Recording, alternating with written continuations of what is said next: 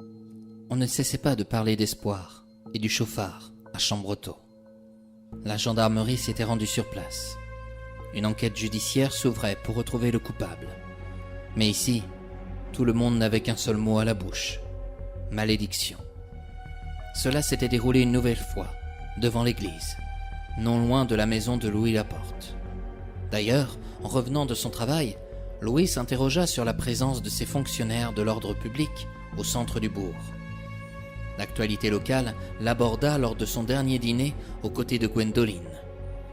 Il se gardait bien de dire qu'il travaillait avec la mariée de Chambretot. On la surnommait ainsi, aussi, dans son entreprise. Comment faisait-elle pour supporter cette atmosphère? Seul le patron de l'entreprise la respectait. Les individus qui l'approchaient sur son poste de production n'avaient que de sales intentions à son égard. Ils auraient pu être un bon palmarès pour Gwendoline. Hélène n'était pas comme ça. Elle se contentait de travailler pour advenir à ses propres besoins. Elle s'offrait tout ce dont elle avait envie. Bien sûr, elle aurait bien aimé être considérée comme toutes les autres femmes. C'était son vœu le plus cher. Acquérir un mari, construire une famille. Mais à 3 reprises, elle avait dit oui. À 3 reprises, elle avait connu le drame et le scandale. Le bonheur ne voulait pas d'elle. Elle s'en était convaincue. Pourtant, Louis arriva dans sa vie. Il exécuta toutes les tâches qu'elle lui ordonnait. Sur les premiers jours, elle paraissait vraiment méprisable. Elle ne cessait pas d'effectuer des reproches sur ce qu'il réalisait.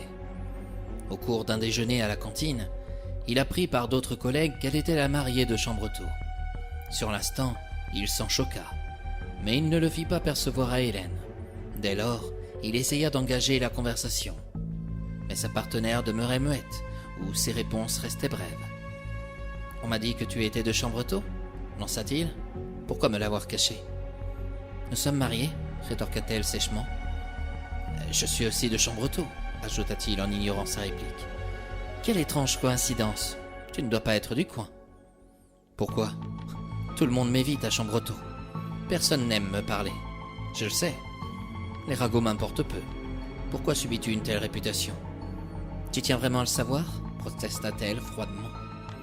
Oui, inutile d'être si dur avec moi. Je n'ai jamais été désinvolte à ton égard. Écoute, je suis ici pour travailler. Je ne suis pas là pour batifoler avec le premier venu. Fais donc attention à ce que tu fais. Ton joint est mal étendu. Ah, tu as raison, excuse-moi. Tu te pardonnes toujours. Je me demande parfois si tu n'agis pas exprès. Mais c'est toi qui me perturbe. Rien ne t'empêche de partir. Au contraire, ce serait trop facile. Je ne suis pas du genre à me laisser faire. Moi non plus. La conversation en était restée ici. Le lendemain matin, Louis l'aborda de nouveau. Je ne tiens pas à m'excuser pour hier. Cela serait ridicule. Pourquoi n'essayerait-on pas de redémarrer sur de meilleures bases ? Hélène ne répondit pas. Elle le regarda de bas en haut. Il était l'heure de travailler dans le silence. Ne tenant plus à son mutisme, Louis l'accosta de nouveau. « Écoute, je trouve ridicule de prendre tous les deux notre voiture. On pourrait faire la route ensemble. Certainement pas. Pour que tu finisses dans le décor et que l'on m'accuse encore ? D'accord. Si je comprends bien, tu as décidé d'achever ta vie toute seule pour faire plaisir aux autres ? Mais moi, je m'en moque de ce que peuvent penser les gens et je me fiche de ce qui peut se dire dans cette entreprise. De toute façon, je n'envisage pas d'y rester. S'il te plaît, cesse de jouer la dure ou la révoltée. Cela ne te convient pas du tout. Mais pour qui te prends-tu ? Comment peux-tu te permettre d'affirmer ce que je suis en réalité ? S'écria-t-elle. Il était à peine 8 heures du matin qu'ils se disputaient à haute voix devant tout le monde. Tout l'atelier s'arrêta et les regarda. Le chef de production s'interposa pour les calmer. De suite, une convocation se déroula dans son bureau. Louis se ramassa un savon, puis un avertissement. On préféra protéger Hélène en lui ordonnant d'accomplir un ultime effort. À la pause de midi, Louis alla dans sa voiture. Il décida de suivre Hélène. Il s'interrogeait sur son lieu de pique-nique. Elle fila sur les bords du lac de la Tricherie, près de Ménard-la-Barrotière. Il connaissait pas du tout cet espace naturel. L'endroit était désert. L'atmosphère paraissait apaisante. Il découvrit un camping qui n'allait pas tarder à clôturer sa saison, ainsi qu'un parc d'acrobranches. L'été, certaines personnes pédalaient sur le lac, d'autres, à l'opposé, pêchaient posément. Louis vit Hélène sortir de son véhicule. Elle Elle se posa sur un banc. Sans perdre un instant, il se dirigea vers elle, à pas de loup, avec son déjeuner dans les mains. « Je peux m'installer près de toi ?» osa-t-il en intervenant derrière son dos. « Mais ce n'est pas vrai! Cela devient du harcèlement! Tout le monde a le droit de venir ici, non? Très bien, je vais à la cantine. Tu restes là, ordonna-t-il. J'aimerais que nous parlions. Pour se dire quoi? Lâche tout ce que tu as sur le cœur. Qu'ai-je effectué le mal? Je ne comprends pas pourquoi tu t'emportes constamment ainsi avec moi. Ce matin, je me suis ramassé un blâme. Tu ne devais pas me chercher, s'empressa-t-elle de rétorquer. Mais je te proposais de faire du covoiturage. Eh bien, non. Je préfère rester seul. Très bien, comme tu voudras, conclut-il en faisant demi-tour. Allait-il enfin la laisser tranquille? Elle l'espérait. De la journée, il ne dit pas le moindre mot. Le lendemain, non plus.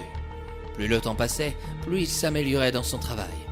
Par instants, elle le cherchait à tout bout de champ en émettant des reproches sur ce qu'il réalisait. « Tu as laissé un grain de poussière sur la vitre. Tu devrais changer tes gants, c'est dégoûtant. Ton joint est mal étendu.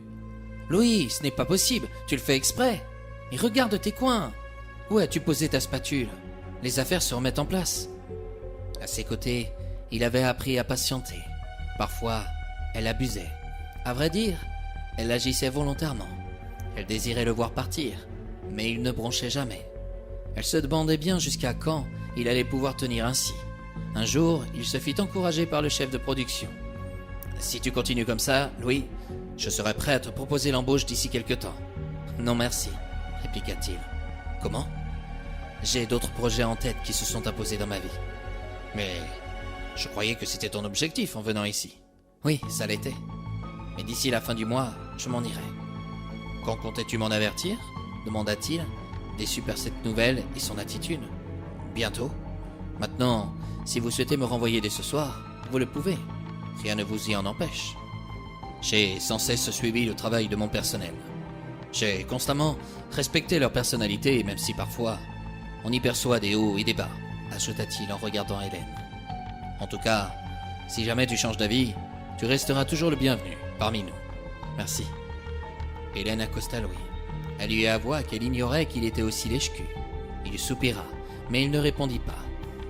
C'est bon, il va bientôt capituler, songea-t-elle, pleine d'espoir. Tout à coup, Louis l'entendit s'excuser pour son attitude, pour tout ce qu'elle lui avait fait subir. Le soir, il partit sans la moindre intention à son égard. Toute la nuit, Hélène ne cessa de gesticuler dans son lit. Elle vit soudainement son visage qui lui répétait sans cesse. « Lâche tout ce que tu as sur le cœur. Ce que tu as sur le cœur. Sur le cœur. » Elle se réveilla brutalement, en sueur. Il était à peine 4 heures du matin. Il lui restait 1 heure pour dormir ou se reposer. « Très bien. Tu as décidé de me repousser? Tu n'obtiendras rien à ce jeu-là avec moi, songea-t-elle.